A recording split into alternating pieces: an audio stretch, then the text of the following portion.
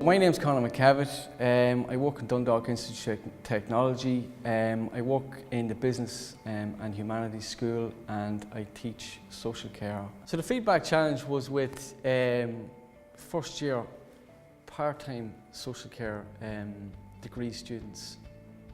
And I suppose the first thing I was doing was trying to familiarise them with assessment criteria by using a marking guide or marking rubric. And then secondly, it was to provide them with feedback during their assignment piece.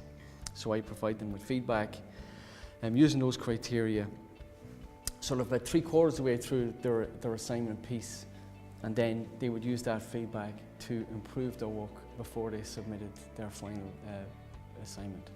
It was kind of set up in such a way that it gave them pointers as to what to put at the start of their assignment, at the middle of their assignment, at the end of their assignment. So each of the criteria, if you like, provided them with a set of directions, if you like, as to how to complete their assignment in the best way possible. And then the fact that I gave them feedback during that piece of work, if you like, at that draft stage, it really got them to sort of think a wee bit more about how they were moving through the piece itself. Overall, most of the students found the feedback to be very useful. They weren't only coming to DKIT 2 evenings in the week, but they were able to log on to their Moodle at any stage, from within DKIT, from home, from the workplace, and they could check out different pieces of work that they had to do, and I suppose return to the feedback that I'd given them several times if they wished, which quite a few of them actually did.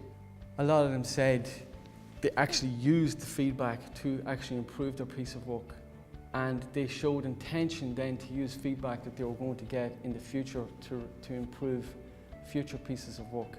If I was doing it again, I would set up 2 independent rubrics. I'd set up a draft stage rubric completely independently of the final stage rubric. The main tip is around feedback. I suppose it's not about using the technology as such. I think it's very important that students receive feedback during their piece of work so they can actually see how they're getting on and then go and improve on that piece of work. It's more important for first year students so that they can figure out, I suppose, how assessment works. And the other thing then was, I suppose, familiarising them with assessment criteria was also hugely important.